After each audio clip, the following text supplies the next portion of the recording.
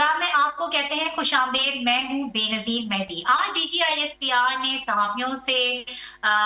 ایک بریفنگ دی ہے جس میں انہوں نے یہ بتایا ہے کہ 21 روز کے دوران کل 4,910 انٹیلیجنس بیس آپریشن کیے جا چکے ہیں اور حیران کن بات یہ ہے کہ سب سے زیادہ بلوچستان میں کیے گئے ہیں جو کہ 3,485، جبکہ کے پی کے میں 1,387 آپریشن کیے گئے اور جبکہ 38 آپریشن جو ہیں وہ اوور آل پورے ملک میں کیے گئے. انتہائی اہم یہ بریفنگ کی اور خاص طور پہ جو حالیہ دہشت گردی کی لہر ہے، ہم نے دیکھا کہ وانا کیڈٹ کالج، G11 کی عدالت اور پھر کل F C headquarter Peshawar پر جو حملے کی کوشش کی گئی اور حملے کا منصوبہ بنایا گیا، اس بارے میں بھی تفصیلی بریفنگ دی گئی. ایک جو بہت امپورٹنٹ بات اس بریفنگ کے دوران بتائی گئی وہ یہ تھی کہ وانا کیڈٹ کالج کے دہشت گردوں کے جو تانے بانے ہیں، وہ جو ان کے آنے کا راستہ تھا، جو ان کا آنے کا نیکسس ہے، وہ تیرا سے مل رہا ہے. اور جو 2014 میں جو اے پی ایس پہ حملہ ہوا تھا وہ بھی دہشت گرد وادی تیرا ہی کے ذریعے وہاں سے آئے تھے. ان کے کہنے کا مقصد یہ تھا کہ جو تیرا ہے وہ دہشت گردوں کا گڑھ بن گیا ہے اور وہاں کی سیاسی جو پولیٹیکل لیڈرشپ ہے، جو کہ ذمہ دار بھی ہیں صوبے کے، یعنی سہیل آفریدی، وہ جو ہے وہ اس گڑھ، اس کو جو دہشت گردوں کا جو وہاں پہ گڑھ جوڑ ہے اس کو توڑنے کے لیے پاک فوج سے تعاون نہیں کر رہے بلکہ کسی حد تک دہشت گردوں کی سہولت کاری کر رہے ہیں. دہشت گردی میں جو سب سے بڑی فنڈنگ کی جاتی ہے وہ تیرا میں جو پوسٹ کی کاشت ہے اور افیون اور جو دوسری نشاور منشیات کی جو کاشت ہے اس کے ذریعے فنڈنگ ہوتی ہے. دوسری ایرانی ڈیزل کی اسمگلنگ کے بارے میں انہوں نے اعداد و شمار بتائے، آگے چل کے ابھی ہم پروگرام میں ڈسکس کریں گے. تیسرا، جو نان کسٹم پیڈ گاڑیاں ہیں وہ بھی دہشت گردی میں اضافے کا جو ہے وہ ایک ذریعہ بنی ہوئی ہے. اس کے علاوہ انہوں نے ایک واضح پیغام دیا کہ جب ہم دشمن کے اوپر حملہ کرتے ہیں تو بھرپور طاقت سے کرتے ہیں اور چھپ کر نہیں کرتے. کندہار میں جب ہم نے اسٹرائک کی تو اس حوالے سے ہم نے میڈیا کو پوری ایک بریفنگ دی اور ایک پریس ریلیز جاری کی. اب پاک افغان کشیدگی کو لے کر کیا پاکستان کوئی ایک نئی پلاننگ کرنے جا رہا ہے، کوئی نئی کارروائی کی پلاننگ ہو رہی ہے؟ اور وہ صوبہ جسے دہشت گردی کا شاید بڑی حد تک سامنا، یعنی کے پی کے، اس کی ایڈمنسٹریشن جو ہے وہ کس طرف جا رہی ہے، اس صوبے کے مسائل کا کیسے کون حل کرے گا؟ یہ وہ تمام سوال ہیں جو آج ہم اپنے پینلسٹ کے سامنے رکھیں گے اور کوشش کریں گے کہ جو دہشت گردی ہے اس کی جڑ تک پہنچا جا سکے اور اس کو یہ تمام جو مسائل ہیں ان کے حل کی طرف کے ان مسائل کا جو ہے وہ حل کیا ہونا چاہیے، کیونکہ پاکستان دہشت گردی چاہے بارڈر کے اس طرف ہو یا اس طرف ہو، نقصان دونوں جو پورے خطے کا ہوتا ہے. یہاں پر وقت ہوا ایک چھوٹی سی بریک کا، کہیں نہیں جائیے گا، ہمارے ساتھ رہیے گا. Welcome back. اور جیسے کہ آج جو ہے وہ D G I S P R نے ایک تفصیلی بریفنگ لی، کچھ 4 سے 5 گھنٹے یہ بریفنگ جاری رہی. ہم اپنے پینلسٹ سے آپ کا تعارف کرا دی چلوں. خرم شہزاد صاحب ہیں، سینئر تجزیہ کار ہیں، انہوں نے ہمیں جوائن کیا ہے، اس بریفنگ میں بھی موجود تھے. پی جے میر صاحب ابھی ہمیں تھوڑی دیر میں جوائن کریں گے. جاوید اقبال صاحب ہیں، سینئر تجزیہ کار ہیں، وہ ابھی ہمیں تھوڑی دیر میں جوائن کریں گے. خرم شہزاد صاحب، بہت شکریہ آپ کے وقت کا. آج جو بریفنگ جو دی گئی D G I S P R کی جانب سے اور اسے بڑی تفصیلی بتایا گیا، خاص طور پہ جو تیرا کا جو علاقہ ہے اور وہاں سے جو دہشت گردوں کا تعلق ہے، وہ گٹھ جوڑ جو وہاں پر جو ایک گٹھ جوڑ بنا ہوا ہے، وہاں کی پولیٹیکل انتظامیہ اور دہشت گرد اور وہاں کی پولیٹیکل جو لیڈرشپ ہے وہ کسی بھی طرح سے تعاون کرنے کے لیے تیار نہیں ہے سیکیورٹی فورسز کے ساتھ. تو اس کا حل کیا نظر آ رہا ہے؟ کہ یہ تصادم اسی طرف چلتا رہے گا یا کوئی مل بیٹھ کر کوئی حل نکل سکتا ہے اس کا؟ دیکھیں، اس کا حل تو نکالنا پڑے گا. اب جس طرح آج آپ بھی وہاں پہ موجود تھیں، جس طرح D G I S P R صاحب نے، لیفٹیننٹ جنرل احمد شریف چودھری صاحب نے بتایا تو کہ سارا کچھ تیرا سے ہو رہا ہے اور تیرا اس وقت مرکز بنا ہوا ہے، نہ صرف دہشت گردی کا بلکہ منشیات فروشی کا بھی. اور بقول ان کے وہ ایک نیکسس ہے جو ڈرگز کا، کرائمز کا اور پولیٹیکل سپرویژن کا ہے، وہاں پہ جو پرستی ہو رہی ہے سیاسی انتظامیہ کی طرف سے وہاں پہ. تو یہ تو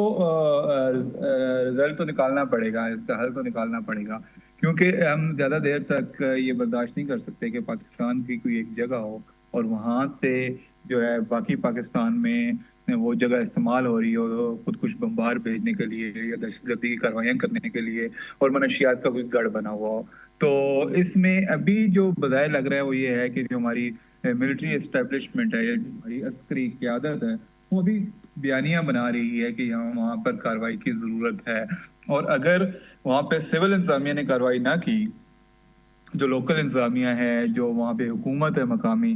اگر انہوں نے اس سچویشن کو نہ سمجھا، اس کی گریوٹی کو نہ سمجھا اور وہاں پہ ایکشن کر کے لا انفورسمنٹ ایجنسیز کے ذریعے وہاں پہ جو منشیات کا گڑھ ہے، منشیات کی جو تجارت ہوتی ہے، منشیات کی جو منڈیاں لگتی ہیں ان کو ختم نہ کیا، اور وہاں پہ جو دہشت گردوں کو مبینہ طور پر سپورٹ ہوتی ہے، جو ایک نیکسس ہے جس کے دہشت گردی کی آمدن کے کو استعمال کیا جاتا ہے، اگر وہ کارروائی نہ کی تو پھر آرمی کو چاروں نہ چار ایکشن لینا پڑے گا. جیسا کہ آج بھی انہوں نے بتایا کہ ایسا نہیں ہے کہ آرمی وہاں پہ موجود نہیں ہے، آرمی موجود ہے، آرمی کی پوسٹیں بھی ہیں، اور وہ آرمی پہلے بھی کلیئر کر چکی ہے وہ ایریا دہشت گردوں سے. لیکن ہوتا یہ ہے کہ جب آرمی آپریشن لانچ کرتی ہے، وہاں سے دہشت گردوں سے کلیئر کرواتی ہے ایریا کو، اس کو سول ایڈمنسٹریشن کی کو حوالے کرتی ہے، تو سول ایڈمنسٹریشن پھر ریلیکس کر جاتی ہے. یا تو وہ ویسے ریلیکس کر جاتے ہیں یا پھر وہاں پہ کچھ لوگوں کے ویسٹڈ انٹرسٹ ہوتے ہیں جو ان کو ایک ایلیسٹ انکم وہاں سے ہو رہی ہوتی ہے جنریٹ، اور اس سے وہ فائدہ اٹھاتے ہیں، تو اس لیے وہ پھر گروم دیتے ہیں دہشت گردوں کو اور منشیات فروشوں کو. تو اس پہ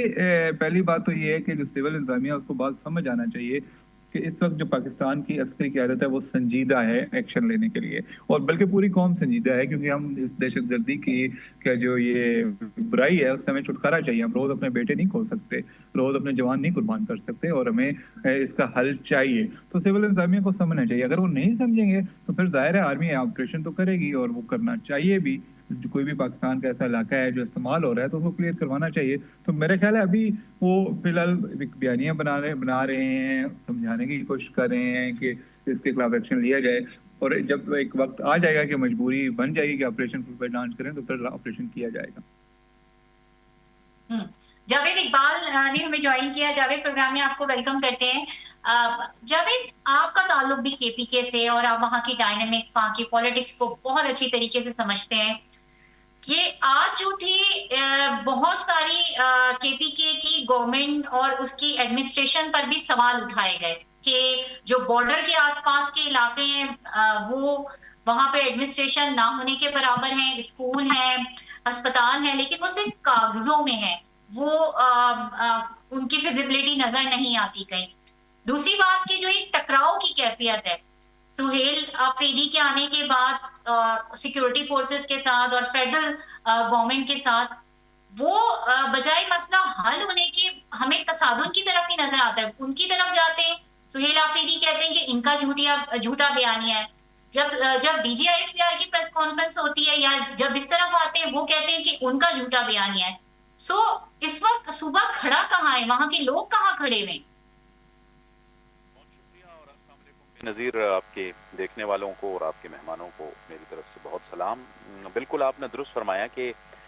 بارڈر پہ صورتحال انتہائی کشیدہ ہے، اور اس کشیدہ صورتحال کے اندر تقاضا یہ ہے کہ جو بھی حکومت میں ہے، بھلے وہ وفاق میں ہے یا صوبے میں ہے، تو بہت فہم و فراست اور سمجھ کی اس میں ضرورت ہے. مجھے نہیں لگتا کہ اور میں حیران ہوں اس بات پہ کہ خیبر پختونخوا کے اندر جو ہے ایک ایسے وقت میں کہ جب سارے معاملات درست سمت میں چل رہے تھے، کم از کم سیکورٹی فورسز کے آپریشن کے حوالے سے، جیسے پہلے بھی آپ کے پروگرام میں ذکر ہوا کہ اس وقت جو دہشت گردی کے چیلنج کا سامنا ہے خیبر پختونخوا کو، اور خصوصاً بارڈر کے جو ایریاز ہیں وہاں پہ ظاہر ہے کہ بارڈر پار سے مسلسل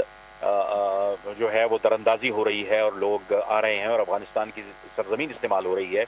ایسے میں جو صوبائی حکومت ہے اس کو تو وفاق کے ساتھ بغیر کسی چو چرا کے ایک صفحے پہ ہونا چاہیے تھا. جہاں تک سہیل آفریدی جو نئے وزیر اعلیٰ ہیں خیبر پختونخوا کے، ان کے انتخاب کا تعلق ہے اور اس کے بعد کی صورتحال کا تعلق ہے، تو میرے خیال میں یہ جو کیا گیا ہے بانی تحریک انصاف کی جانب سے، یہ تو ایک پری پلانڈ طریقے سے ہی کیا گیا ہے، کیونکہ شاید ان کو یہ خدشہ تھا کہ جو سابقہ وزیر اعلیٰ تھے علی امین گنڈا پور صاحب، وہ اداروں کے ساتھ ظاہر ہے سیاسی اختلاف تو کرتے تھے وہ وفاق کے ساتھ، لیکن اس کے ساتھ ساتھ جو ہے وہ اداروں کے ساتھ بیٹھتے بھی تھے اور معاملات کو سمجھ بوجھ کے ساتھ آگے چلانا چاہ رہے تھے۔ بانی کا ایک مسئلہ یہ ہے کہ وہ شاید یہ سمجھتے ہیں کہ وہ وفاق کو یا اسٹیبلشمنٹ کو دباؤ میں لا کے اپنی رہائی کا جو عمل ہے وہ ممکن بنا سکیں گے، لیکن دراصل معاملہ یہ ہے کہ قانونی معاملات اگر عدالتوں میں ہوں اور جتنی وہ ایفرٹس ان کی جماعت ان کی رہائی کے لیے سیاسی لحاظ سے کر رہی ہے، اگر اتنا ہی زور وہ قانونی معاملات پہ عدالتوں میں لگائے تو میرے خیال میں وہاں پہ کچھ نہ کچھ ہوگا، بجائے اس کے کہ وہ وفاقی حکومت کو پریشر میں لائے یا پھر اسٹیبلشمنٹ کو پریشر میں لائے۔ اس وقت پاکستان کی جو سیکیورٹی فورسز ہیں، اس وقت جو وفاق ہے وہ بالکل فوکس ہے افغانستان کے حوالے سے۔ آپ دیکھیں کہ باوجود اس کے کہ 3 ادوار بھی ہوئے افغانستان کے ساتھ جو کہ ناکام رہے مذاکرات کے، بار بار پاکستان ڈپلومیٹیکلی ان کو کہتا رہا کہ آپ کی سرزمین استعمال نہیں ہونی چاہیے، وہ مستقل استعمال ہو رہی ہے، اور اس کے بعد بھی 3 جو ہے وہ حملے کیے گئے ہیں، اور حالیہ حملہ آپ نے دیکھا کہ پشاور میں ہوا، ایف سی ہیڈ کوارٹرز پہ ہوا، اس سے پہلے اسلام آباد میں ایک خودکش حملہ ہوا، اس سے پہلے پھر کیڈٹ کالج وانا پہ ایک اور اے پی ایس کرنے کی کوشش کی گئی جو ہمارے اداروں نے ناکام بنا دی۔ میں یہ سمجھتا ہوں کہ اس وقت صوبے کی جو حکومت ہے اس کو پورا کا پورا فوکس ہونا چاہیے، لیکن لیٹر ان اسپرٹ میں وہ نظر نہیں آ رہا۔ ابھی 2-3 روز پہلے جو صحافیوں کے ساتھ انٹریکٹ کیا ہے خیبر پختونخوا کے وزیر اعلیٰ نے، اس میں ان کا یہ کہنا تھا کہ امن و امان کے لیے سیکورٹی چیلنجز کے حوالے سے میں وفاق کے ساتھ چلنے کو تیار ہوں۔ یہ میرے خیال میں ایک اچھی سٹیٹمنٹ تھی، لیکن لیٹر اینڈ اسپرٹ میں بھی وہ نظر آنی چاہیے۔ ایف سی ہیڈ کوارٹر پہ جو حملہ ہوا پشاور کے اندر، اس میں جو ہمارے 3 جوان شہید ہوئے، ان کے جو جنازے ہوئے، اس میں ہم نے دیکھا کور کمانڈر بھی موجود تھے، صوبائی مشینری موجود تھی، وزیر اعلیٰ بھی موجود تھے۔ یہ ایک اچھا انہوں نے جسچر دیا ہے، لیکن یہ پریکٹیکلی کرنا پڑے گا، آپ کو اداروں کے ساتھ وفاق کے ساتھ بیٹھنا پڑے گا، اور جیسے کہ پہلے جو مجھ سے پہلے مہمان فرما رہے تھے کہ دراصل دیکھیں سیکورٹی فورسز، پاکستان کی فوج تو ایک علاقے میں جاتی ہے، وہاں پہ وہ آپریشن کرتی ہے، جو دہشت گرد ہوتے ہیں، جو وہ ایلیمنٹ جو اینٹی اسٹیٹ ہوتے ہیں، جو ملک کے لیے نقصان دہ ہوتے ہیں، ان کا وہ قلع کما کرتے ہیں، لیکن اس کے بعد پھر ذمہ داری جو ہے وہ سول انتظامیہ کی آتی ہے، اور سول انتظامیہ میں پھر آپ کو ہم یاد رکھنا چاہیے کہ وہ صوبائی حکومت کی ذمہ داری بنتی ہے۔ جی بے نظیر۔ مگر جاوید، جو آپ نے کہا وہ جو صحافیوں سے ملے ہیں اس میں بھی شامل تھی، تو کوئی دو دفعہ وہ ملے ہیں، تو اس میں انہوں نے اشتعال انگیزی کی بھی بات اسی طرح سے کی، مطلب انہوں نے جس طرح سے ٹھیک ہے انہوں نے کہا کہ ہم فیڈرل گورنمنٹ کے ساتھ بیٹھنا چاہتے ہیں، مگر انہوں نے یہ بھی کہا کہ ہمارے صوبے کے تو سارے فنڈز ہی روک دیے گئے، ہمارے صوبے میں تو جو خیبر پختونخوا کی خواتین ہیں وہ اتنی وہاں پہ حالت خراب ہے، ویٹ کرائسس آئے ہوئے کہ وہاں پر جو ہے وہ بھیک مانگنے کے لیے مجبور ہو گئے، اور اس کا ذمہ دار فیڈرل گورنمنٹ اور جو اداروں کو ٹھہرایا انہوں نے تو اشتعال انگیزی کی باتوں کو اور بڑھاوا بھی دیا ہے۔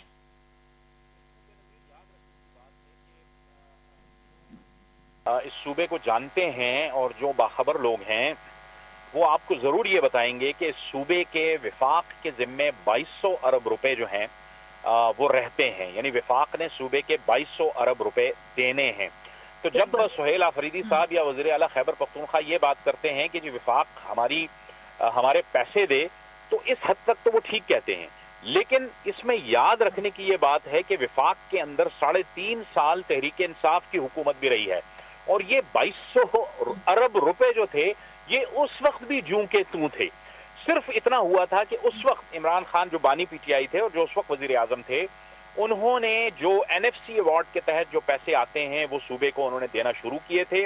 جو بعد میں پی ڈی ایم کی حکومت میں بھی وہ پیسے جاری رہے۔ ہاں البتہ اب جو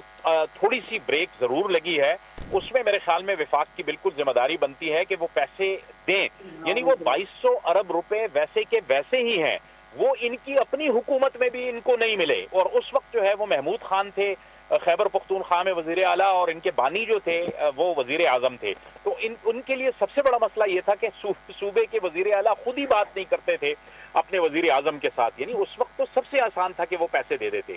मैं यही कह रहा हूँ कि असल में आप कहते कुछ हैं और अमल कुछ करते हैं। सुहेल आफरीदी साहब जब से आए हैं, बहरहाल उन्होंने विफाक के सामने एक एंग्री मैन का किरदार अदा किया है, लेकिन देखें, जब आप सियासी कारकुन होते हैं, जब आप सूबे के अंदर सिर्फ एक MPA होते हैं, तो उस वक्त आपकी हैसियत एक कुछ और होती है, लेकिन जब आप वजीर आला बनते हैं तब आपकी जो पोजीशन होती है वो फिर आप एक आईनी पोजीशन इख्तियार कर लेते हैं। उसमें आपको बहुत समझ की, सोच की और फहम फिरासत के साथ आपको आगे चलना पड़ता है। आप ठीक है, आप इंटरेक्ट करें, सहाफ़ियों के साथ भी इंटरेक्ट करें, दानिश्वरों के साथ भी इंटरेक्ट करें। आप देखें कि वो आपकी जो मुलाकातें हुई हैं वो आज हर जगह सोशल मीडिया पे यही हो रहा है, और इसको कंपैरिजन किया जा रहा है कि जी सुहेल आफरीदी साहब जो हैं वज़ीर आला खैबर पख्तूनख्वा, वो 2 दिन तक सहाफ़ियों के साथ मिलते रहे, पंजाब के जो वज़ीर आला हैं वो नहीं मिल रहे। असल में मामला यह है कि आप गवर्नेंस का मुकाबला करें।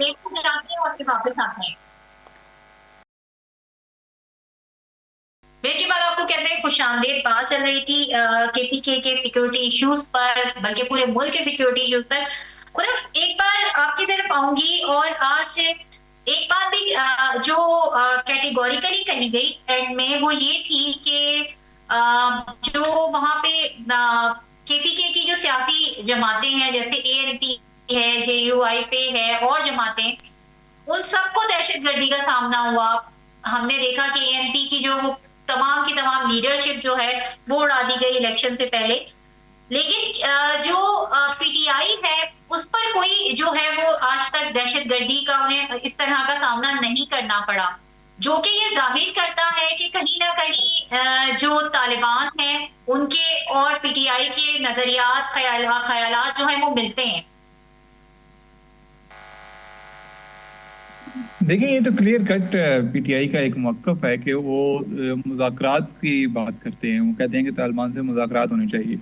बल्कि अगर याद हो तो PTI ने कुछ अर्सा पहले यहाँ तक कहा था कि पाकिस्तान में एक तालिबान का ऑफिस बनना चाहिए, जिसके ज़रिए उनसे मुज़ाकरात होने चाहिए, और उनसे मुज़ाकरात करके उनको अगरचे अभी तक ये सवालिया निशान है कि कौन तालिबान TTP के अरकान को यहाँ लेके आया और किसने बसाया। PTI आज भी कहती है कि फौज ने किया, जनरल बाजवा और जनरल फैज ने किया, जबकि फौज की तरफ से कहा जाता है कि PTI की हुकूमत थी और जो हुकूमत हुक्म करती है हम वो करते हैं। लेकिन वो जिसने भी किया, ये बात तो तय है कि PTI मुज़ाकरात की हामी है और PTI उनके खिलाफ फौजी कार्रवाई नहीं चाहती। PTI ये चाहती है कि उनके साथ बात की जाए और उनसे मामला सेटल किया जाए, और यही वजह है कि वो PTI के अरकान को निशाना नहीं बनाते और उनके खिलाफ कार्रवाइयाँ नहीं करते, क्योंकि उनको पता है कि यहाँ पे एक हमदर्दी मौजूद है, एक उनके साथ अगर कल उनकी हुकूमत आ जाती है PTI की फुल फ्लैज, तो वो उनके साथ बातचीत का रास्ता अपनाएगी। और PTI को समझते हैं TTP वाले कि वो जमात है जो उनकी सपोर्ट कर सकती है। दूसरी तरफ PTI का चूंकि बड़ा वोट बैंक KP में है, तो ये उन्होंने भी बिग टेक्निकल स्ट्रेटजी अपना रखी है, क्योंकि जो KP के कंजर्वेटिव लोग हैं, जो आप कह लें कि शिद्दत पसंद लोग हैं, या जो बहुत ही एक्स्ट्राऑर्डिनरी एक चीज़ पे जाते हैं, तो वो भी सपोर्ट कर सकते हैं PTI को पॉलिटिकली। तो ये इसलिए PTI उनको टेक ऑन नहीं करना चाह रही मिलिटेंट्स को ओपनली। अगर हुकूमत में आ जाए तो कल हो सकता है उनकी स्ट्रेटजी बदल जाए, लेकिन अभी तक यही है कि PTI यही चाह रही है, एक नैरेटिव यही है कि इनके साथ बातचीत की जाए और इनको बातचीत के जरिए इनको पुरअमन बनाया जाए। दूसरी तरफ चूंकि उनका ये नैरेटिव है, दूसरी तरफ TTP है, वो अंदाजा है कि एक वाहिद जमात है जो उनसे मुलाकात की बात करती है और इनके साथ उनको अपने ताल्लुकात खराब नहीं करने चाहिए। जावेद, अब हमने देखा कि एक तरफ तो PTI बड़ा स्ट्रॉन्ग अपना बयानिया देती है, टक्कर लेने की रियासत से और इदारों से बात करती है, सड़कों पे आने की बात करती है। आज 25 नवंबर है, 27 नवंबर वाली एपिसोड को अब 1 साल हो गया है। और दूसरी तरफ हम ये देखते हैं कि PTI जो बाई इलेक्शन होते हैं, ज़िमनी इंतखाबात होते हैं, उनका बाइकआउट कर लेती है, सिवाय 2 सीट्स के, हरीपुर की NA 18 और लाहौर की 129 के अलावा। इस तरह भी PTI का जो वॉकर है वो तो बड़ा डिसहार्ट हुआ है कि उन्होंने तो मुस्लिम लीग को दानिस्ता तौर पे पूरा खुला मैदान दिया कि जब ये इलेक्शन बजाय इलेक्शन के एक रेफरेंडम बन गया। इंसाफ को एक जमात के तौर पे बिहेव करना होगा, लेकिन बदकिस्मती से जब से तहरीक इंसाफ जो है वो मुतहर्रिक हुई, यानी 2010 के जलसे के बाद, 2010-11 के बाद, उस वक्त से लेके आज तक उसकी जो सियासत है वो एक जारहाना, देखें जारहाना सियासत तो हर एक का आइन और कानून के अंदर वो हर सियासी जमात का हक होता है, लेकिन वो सियासी जमात जो जाहिर है इस खैबर पख्तूनख्वा में तीसरी बार हुकूमत में है, जो मरकज़ में हुकूमत कर चुकी है, विफाकी हुकूमत वो कर चुकी है मरकज़ में 3.5 साल, ऐसी सियासी जमात को अपने तजर्बात से बहुत कुछ सीखना चाहिए था, अपनी कमी और कोताहियों से बहुत कुछ सीखना चाहिए था। सियासत के अंदर ये हमेशा से हम इनके बानी चेयरमैन खान साहब को भी कहते रहे कि 10 कदम अगर आप आगे जाते हैं तो 20 कदम आपको पीछे भी जाना पड़ता है, लेकिन तहरीक इंसाफ जो है वो शायद यही समझती है कि हर बार जब इलेक्शन होगा और इलेक्शन में जब वो जाएंगे तो वही फाते करार पाएंगे और उन्हें ही फाते समझा जाए, भले वो इलेक्शन या वोट न जीतें। अब आप देखें ये एक हलके में इन्होंने कंटेस्ट किया हमारे खैबर पख्तूनख्वा के अंदर, इन्हें 18 हरीपुर में, और वहां पर भी इनके ये दावे रहे कि जी हमारे साथ धांधली हुई है, अगरचे कि आज तक यानी 2-3 दिन हो गए, आज तक ये ऐसा कोई भी सबूत लाने में कामयाब नहीं हुए कि जिससे ये कुछ साबित कर सके कि यहाँ कोई धांधली हुई है। यानी आप देखें कि 40,000 से जायद का डिफरेंस है और उसके बावजूद इनके वजीर आला, इनके लोग वो ये कहते हैं कि जी हमारे साथ धांधली हुई है। आप कैंपेन्स के अंदर देखें, जो कैंपेन हुई यहाँ पे, उमर अयूब साहब की अहलिया शहरनाज अयूब ने कैंपेन की, दूसरे जो उनके मुकाबले में थे बाबर नवाज खान, उन्होंने भी कैंपेन की, बावजूद इसके कि यूसुफ अयूब साहब अपने जो शहरनाज के लिए कैंपेन कर रहे थे, उन्होंने बड़ी सख्त जुबान इस्तेमाल की। उन्होंने कहा कि सूबे में हमारी हुकूमत है और हम ये कर देंगे वो कर देंगे। बाबर नवाज खान ने अपनी कैंपेन में इज्जत और एहतराम, जिनका मुस्लिम लीग नून से ताल्लुक है ऑब्वियसली, वो हमेशा से मलहून खातिर रखा और वो बार बार ये कहते रहे कि कैंपेन ऐसी नहीं होनी चाहिए जिससे किसी की डिसरिस्पेक्ट हो। तो लोगों ने उनको रिस्पॉन्ड किया। अब आप कहते हैं कि हम इलेक्शन भी लड़ते हैं, फिर आप अपने वोटर्स को कंफ्यूज भी कर देते हैं कि हमने बाइकआउट कर रखा है। ये वो दोगली पॉलिसी है जो मेरे ख्याल में तहरीक इंसाफ आज तक इसका दिफा तो कर रही है, लेकिन ये अब जाहिर है खुद जो उनके जो इलेक्शन के लिए जो उनके उम्मीदवार होते हैं वो भी इस पॉलिसी से नाला हैं कि जी हम बाइकआउट क्यों करें, क्योंकि हमारा जो वोटर है वो कहीं ना कहीं तो फिर जाएगा, वो कहीं ना कहीं तो वोट देगा। आप भले जलसे करें, एहतजाज करें, कुछ भी करें, लेकिन इलेक्शन में आपको जाना चाहिए। मेरे ख्याल में ये तहरीक इंसाफ ने माजी से अभी तक कुछ नहीं सीखा।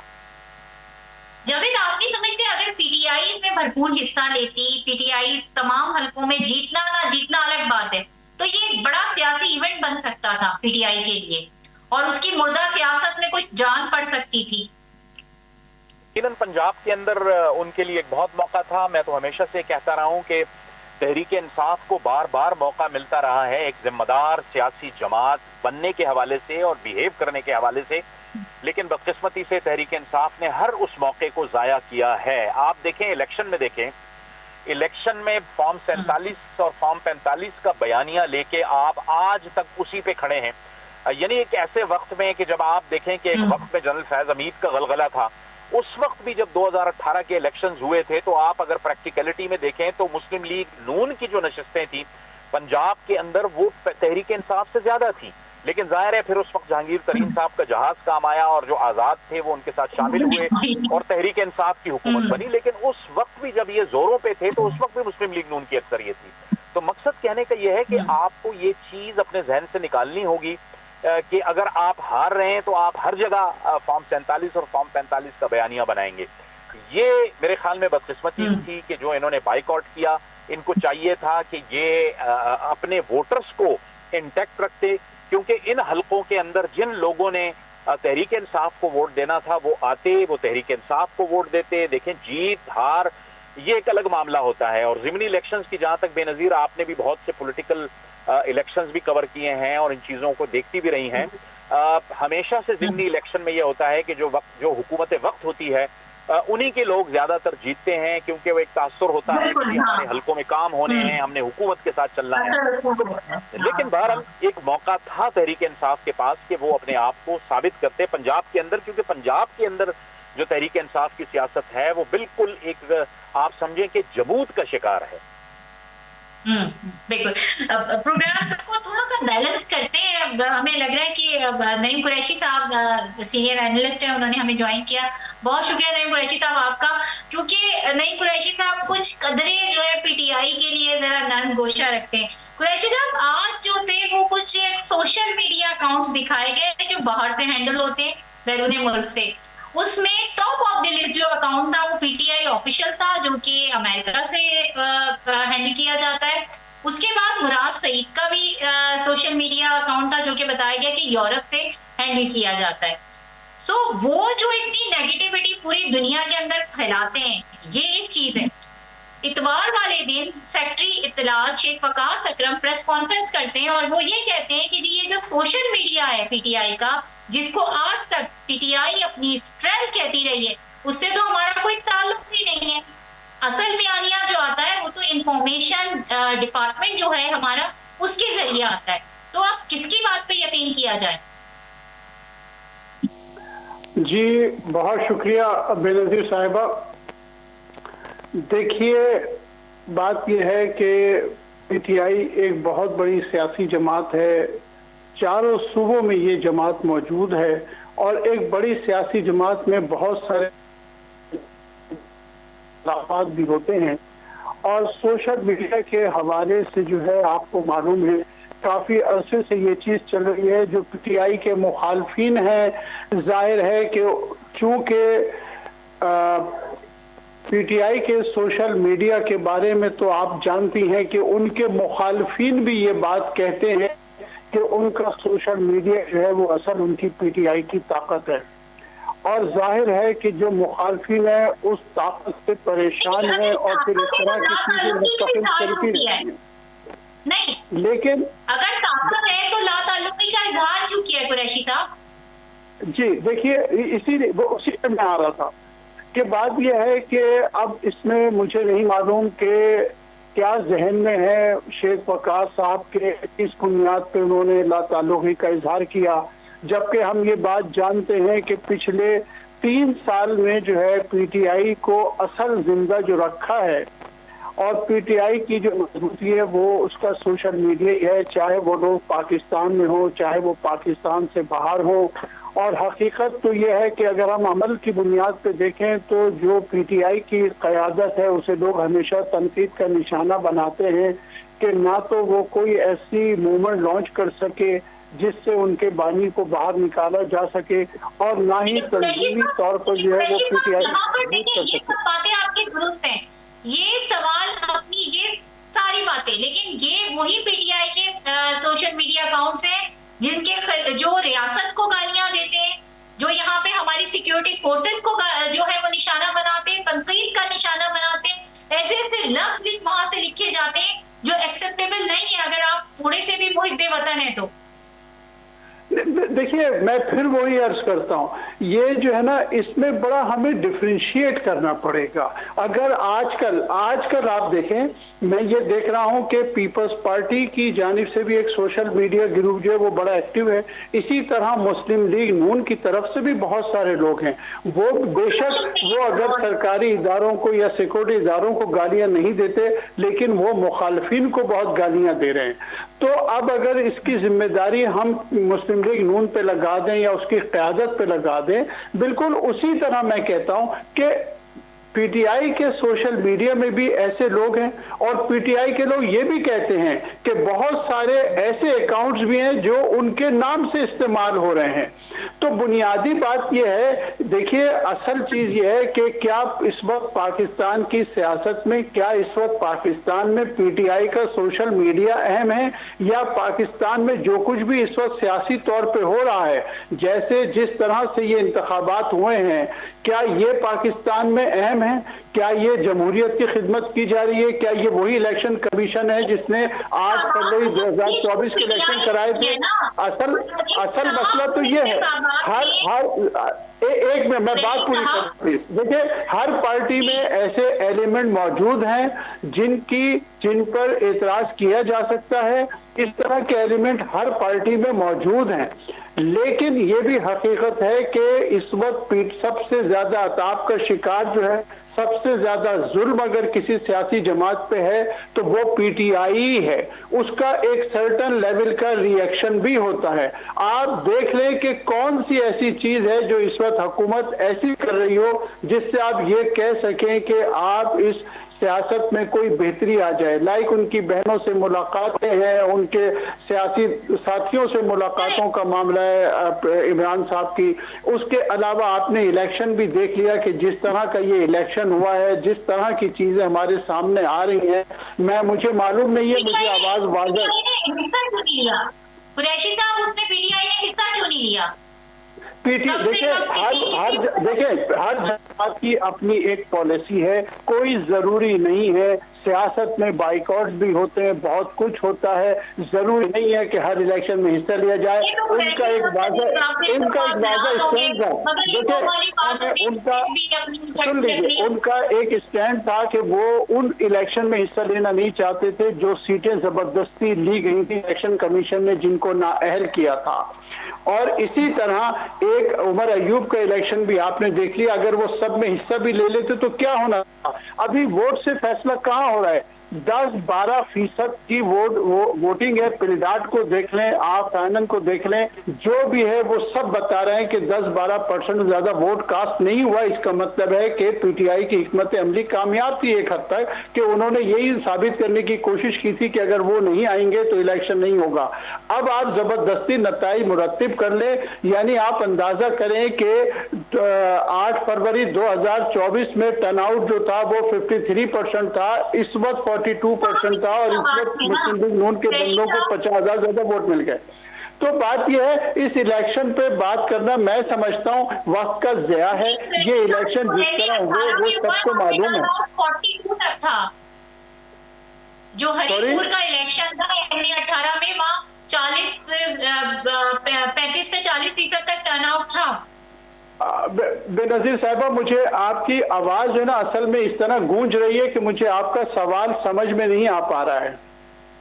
जी। अच्छा, चलिए प्रोग्राम को थोड़ा आगे बढ़ाते हैं और पीटीआई की सियासत से जरा आगे बढ़ते हैं।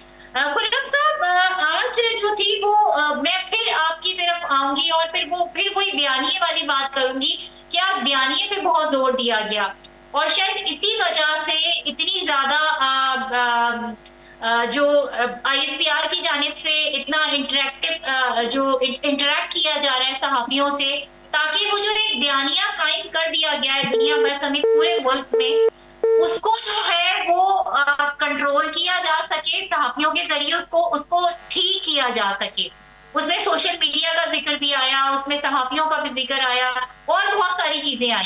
तो आपको लगता है कि अब जो है वो जो गलत बयानिया पाकिस्तान के लिए कायम कर दिया गया था, जो पीटीआई की जाहिर बात हो रही है, तो वो कुछ बेहतर हो पाएगा इस तरह की छोटी छोटी हिकमत अमली से? देखिए, जो पाकिस्तान आर्मी की स्ट्रेंथ है, अगर हम थोड़ी देर के लिए हम लोकल पॉलिटिक्स को भूल जाएं और अगर हम इनका जो है कंपटीशन इंडिया से करें, तो इंडिया हमेशा, वैसे तो मैदान में तो पाकिस्तान आर्मी से खाइफ रहता ही है, हमारी जो आर्टिलरी है उससे खाइफ रहता है, एयरफोर्स से खाइफ रहता है, लेकिन वो बहुत ज़्यादा खाइफ रहता है पाकिस्तान के जो आईएसपीआर है उससे।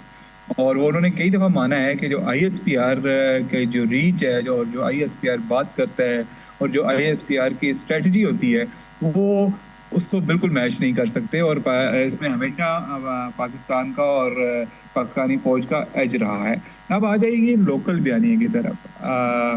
میرا خیال ہے کہ اگر میں کھل کے بات کروں تو اس وقت جو موجودہ لیڈرشپ ہے پاکستان آرمی کی یا جو موجودہ پاکستان آرمی ہے اس کا اور اس کے درمیان اور پی ٹی آئی کے درمیان ایک بیانیے کی جنگ چل رہی ہے پچھلے کئی سالوں سے، یہ ہم سب کو پتہ ہے. اور یہ بات بھی درست ہے کہ پی ٹی آئی کی جو بیانیہ بنانے کی طاقت ہے وہ بھی کسی سے ڈھکی چھپی بات نہیں ہے. ابھی تھوڑی دیر پہلے اسی پروگرام میں بات ہو رہی تھی ان کے سوشل میڈیا کی. اور پی ٹی آئی وہ جماعت ہے جس نے پاکستان میں سوشل میڈیا کے ذریعے بیانیہ بنانے کا آغاز کیا اور پھر اسی طرح آئی ایس پی آر نے بھی کیا. تو جنگ تو بیانیے کی ہے، گراؤنڈ پہ تو ہوتی ہی ہے، لیکن بیانیے کی اگر پولیٹیکلی اسپیکنگ بیانیے کی زیادہ جنگ ہوتی ہے. ظاہر ہے آپ نے اپنے مائنڈس کو کنٹرول ہوتا ہے کرنا ہوتا ہے، مائنڈس کو اپنے ساتھ ملانا ہوتا ہے، اور جو بہتر بیانیہ دے گا وہ مائنڈس کو ساتھ ملا لے گا. اور اس میں جو سارے گروہ ہیں ان کے ہینڈی کیپس بھی ہیں، ان کے اسٹرینگس بھی ہیں، تو اس لیے آئی ایس پی آر کوشش کرتا ہے، جو کہ میں سمجھتا ہوں کہ بالکل اچھی کوشش کرتا ہے. آئی ایس پی آر کو اس طرح کی کوشش جاری رکھنی چاہیے، بلکہ میں تو سمجھتا ہوں کہ ان میں اضافہ ہونا چاہیے. تو یہ جو بیک گراؤنڈ بریفنگ ہوتی ہیں یا جو پریس کانفرنسز ہوتی ہیں، جب تک وہ کھل کے اپنی بات نہیں کریں گے تب تک وہ لوگوں تک اپنی آواز نہیں پہنچا سکیں گے، اور جو ان کے خلاف پروپیگنڈا ہوتا ہے وہ اس کا جواب نہیں دے سکیں گے. اچھا، جب پروپیگنڈے کی بات آتی ہے تو کچھ تو تنقید ہوتی ہے اور کچھ انتہائی جھوٹا اور رف قسم کا پروپیگنڈا ہوتا ہے. ظاہر ہے دشمن فورسز تو ہیں، انڈیا ایک سائڈ پہ بیٹھا ہوا ہے، افغانستان دوسری سائڈ پہ بیٹھا ہوا ہے، اور بدقسمتی سے پاکستان کے اندر بہت سارے ایسے لوگ ہیں. دیکھیں، اختلاف کرنا ہر کسی کا حق ہے، اختلاف ہر کسی کو کرنا چاہیے، اپنے حق کے لیے آواز بھی اٹھانی چاہیے. زیادتیاں بھی ہوتی ہیں، زیادتیاں جو ہو رہی ہیں اس سے کسی کو انکار نہیں ہے. ان زیادتیوں کے خلاف آواز اٹھانا، اپنے حق کے لیے آواز اٹھانا وہ ایک چیز ہے، لیکن دشمن قوتوں کے ساتھ مل کر جھوٹا پروپیگنڈا کرنا اور جھوٹا پروپیگنڈا میں ان کا ساتھ دینا اور ایسی باتیں پھیلانا جن کا نہ صرف وجود نہیں ہے بلکہ وہ ہمارے اپنے ملک کے لیے ٹھیک نہیں ہے، ہمارے اپنے ملک کے اداروں کے لیے ٹھیک نہیں ہے، تو وہ ایک انتہائی غلط بات ہے. اور بہت سارے لوگ ایسے کرتے ہیں. میں پی ٹی آئی کی بات نہیں کر رہا، پی ٹی آئی میں بھی کئی ایلیمنٹس ہیں، لیکن اس کے علاوہ بھی بہت سارے لوگ ہیں جو اپنے ویسٹڈ انٹرسٹ کے لیے، ویسٹڈ ایجنڈاز کے لیے وہ خواہ مخواہ پاکستان کو، پاکستان کے اداروں کو اور بالخصوص پاکستان فوج کو ملائن کرتے ہیں اس میں، اور ایک ایسا کیچڑ چلتے ہیں، ایسی باتیں کی جاتی ہیں جو کسی طور پہ کوئی بھی ایک نیوٹرل پاکستانی بھی نہیں ایکسیپٹ کر سکتا. تو ایسے میں ضرورت رہ جاتی ہے کہ آئی ایس پی آر سامنے آئے، آئی ایس پی آر حقائق سامنے رکھے، اپنا جو ان کا نیریٹو ہے وہ بتائے اور اس پر پھر قوم کو قائل کرنے کی کوشش کرے، اس پہ ایک بیانیہ بنانے کی کوشش کرے. اور میں یہ سمجھتا ہوں کہ اس وقت جو current D G I S P R ہیں لیفٹیننٹ جنرل احمد شریف چودھری، وہ بہت اچھا کام کر رہے ہیں، بہت اچھا وہ نیریٹو بلڈ کرتے ہیں اور بہت اچھا وہ کرتے ہیں، اور نیریٹو کے حقائق بتاتے ہیں اور حقائق بتانے چاہیے. اس میں ظاہر ہے کہ کوئی بھی آپ مطلب کوئی بھی 100% ٹھیک نہیں ہوتا. آج انہوں نے خود کہا کہ ہر ادارے میں اچھے برے لوگ موجود ہوتے ہیں، وہ ہر جگہ ہر ادارے میں ہر سیاسی جماعت موجود ہوتے ہیں، تو وہ بڑا ٹھیک ہے، ضروری ہے اور ہونا چاہیے، بلکہ اس میں اضافہ ہونا چاہیے. جاوید، اب جو پاک افغان کشیدگی ہے، جس طرح سے ہم دیکھ رہے ہیں کہ پاکستان میں دہشت گردی کی کارروائیوں کے منصوبے بنائے جا رہے ہیں، حملے بھی کیے جا رہے ہیں، آپ کو لگ رہا ہے کہ اب بات جو ہے وہ انٹیلیجنس بیس آپریشن سے آگے نکل کے اور پاکستان اب کوئی بڑی کارروائی کی جو ہے وہ پلاننگ کر رہا ہے، یا اب کوئی بڑی کارروائی کی ضرورت ہے؟ بے نظیر، میرے خیال میں اس وقت جو صورتحال ہے اور جس طرح کے مسلسل افغان سرزمین استعمال ہو رہی ہے، اس میں ہم نے ڈپلومیسی تو کر لی، ڈپلومیسی کی کوشش بھی ہم نے کر لی. پھر ظاہر ہے دوحہ کے اندر ایک بار مذاکرات ہوئے، پھر استنبول میں 2 بار مذاکرات ہوئے، اور اب جو ہے ایک اور ترکیے کی جو ٹیم ہے وہ بھی ایکسپیکٹڈ ہے. ابھی تک اگرچہ کہ تاریخ طے نہیں ہوئی کہ وہ پاکستان آ رہی ہے. اور پاکستان جو ہے ہمیشہ سے پڑوسی ملک افغانستان کے ساتھ تو ہمیشہ سے بہت مخلص رہا ہے. ہر مشکل وقت میں دیکھیں نا، یہ اب پوری دنیا کو بتانے کی اب ضرورت بھی نہیں رہی. ہم نے 40-50 سال تک ان کے 50 لاکھ سے زائد جو مہاجرین تھے ان کو بڑی عزت اور بڑے احترام کے ساتھ اپنے ملک میں رکھا، اور اب بھی ہم جو کام کر رہے ہیں وہ یہی کر رہے ہیں کہ جو ان لیگل ہیں، جن کی رجسٹریشن نہیں ہے، ہم ان کو واپس بھیجنا چاہ رہے ہیں. لیکن ان سارے معاملات کا اگر افغان رجیم غلط فائدہ اٹھانے کی کوشش کرتی ہے، طالبان رجیم غلط فائدہ اٹھانے کی کوشش کرتی ہے، تو میرے خیال میں پھر پاکستان کو حق حاصل ہے کہ پاکستان اپنے عوام اور اپنی جو سرزمین ہے، جو اپنی ریاست ہے، اس کی حفاظت کرے. میرے خیال میں یہ جو گزشتہ دنوں ہم نے ریٹیلیٹ کیا اور ہم نے جو افغانستان کے اندر تحریک طالبان کے ٹی ٹی پی کے جو ٹھکانے اٹیک کیے، یہ اسی کا تناظر تھا. اب بھی ہماری کوشش یہی ہے کہ افغانستان جو ہے وہ یہ بات مانے کہ کالعدم ٹی ٹی پی کو وہ کارروائیوں سے روکے تو ہمارا افغانستان کے ساتھ کوئی معاملہ نہیں ہے، کوئی جھگڑا نہیں ہے. ادروائز پھر ہمارے پاس آپشن ظاہر ہے، ہماری جو فوجی کارروائی ہے وہ ہوگی. افغانستان سے ہمارے خلاف حملے ہوں گے تو ہم ان کے خلاف جائیں گے اور یہ ہماری مجبوری ہوگی. میرے خیال میں اس میں افغان طالبان رجیم کو یہ بھی سمجھنا ہوگا کہ وہ خود ایک ایسی پوزیشن میں موجود ہیں کہ پوری دنیا میں کسی نے بھی ان کو سوائے روس کے ابھی تک تسلیم نہیں کیا. تو یہ ان کے لیے ایک بہت بڑا مسئلہ ہے، ان کی خود ریکگنیشن نہیں ہے. جو دوحہ ایگریمنٹ پہ انہوں نے معاہدہ کیا تھا اور جو کمٹمنٹ کی تھی کہ ہم ایک انکلوسیو حکومت بنائیں گے جس میں افغانستان کے تمام طبقات کو شامل کیا جائے گا، تمام قوتوں کو شامل کیا جائے گا، میرے خیال میں اب ان کو اس طرف جانا پڑے گا. یعنی کب تک آپ افغان عبوری حکومت کی حیثیت سے کام کرتے رہیں گے؟ یہی پریشر جو ہے اب بن رہا ہے. عالمی برادری بھی تشویش کا شکار ہے. دیکھیں اقوام متحدہ کی جو ذیلی کمیٹی ہے اس کی 3 رپورٹس آ چکی ہیں اس وقت افغانستان کے اوپر کہ افغانستان ایک بار پھر دہشت گردوں کا مرکز بننے جا رہا ہے اور وہاں پہ یہ تمام جو کالعدم تنظیمیں ہیں وہ پنپ رہی ہیں اور وہ نہ صرف پاکستان کے لیے بلکہ دیگر پڑوسی ممالک کے لیے بھی خطرہ ہیں اور پوری دنیا کے امن کے لیے خطرہ ہیں. وہ اسلحہ جو امریکہ سے وہاں رہ گیا ہے 7 سے 8 ارب ڈالر کا اور جس کا بار بار امریکی صدر ڈونلڈ ٹرمپ کہہ رہے ہیں کہ ہم افغانستان سے وہ اسلحہ واپس لیں گے، وہ آپ دیکھیں کہ جب سے طالبان رجیم حکومت میں آئی ہے وہ مسلسل پاکستان کے خلاف استعمال ہو رہا ہے کیونکہ اسی طالبان رجیم نے اس اسلحے کو یا تو بلیک مارکیٹ میں فروخت کیا، پہلے اوپن مارکیٹ میں فروخت کیا، پھر اس کے بعد بلیک مارکیٹ میں اس کو فروخت کرتے رہے اور وہ اسلحہ اب کالعدم ٹی ٹی پی کے ہاتھوں میں بھی ہے اور وہ پاکستان کے خلاف استعمال ہو رہا ہے. میرے خیال میں پاکستان اس پورے خطے میں ایک مضبوط دفاعی طاقت ہے. پاکستان نے یہ ثابت کیا ہے، بھارت کے ساتھ جو کیا ہے پاکستان نے. افغانستان کو یہ سمجھنا ہوگا کہ یہ معاملات اب ایسے نہیں چلیں گے بلکہ اسے ایک ریاست کے طور پہ بیہیو کرنا ہوگا، اسے نان سٹیٹ ایکٹر کی حیثیت سے جو ہے وہ بیہیو نہیں کرنا ہوگا. یہ پاکستان اور عالمی برادری کے لیے کسی بھی صورت میں قابل قبول نہیں. بہت بہت شکریہ جاوید اقبال آپ کا، خرم شہزاد صاحب آپ کا، نعیم قریشی صاحب ہمارے ساتھ پروگرام میں تھے آپ کا. اور ساری جو جنگ ہے وہ بیانیے کی جنگ ہے، مگر پاکستان کی سلامتی اور بقا کا جب بیانیہ ہم سب پاکستانی کا بیانیہ ہے. اس کے ساتھ ہی مجھے دیجیے اجازت. اپنا اور اپنے چاہنے والوں کا بہت زیادہ رکھیے گا خیال. اللہ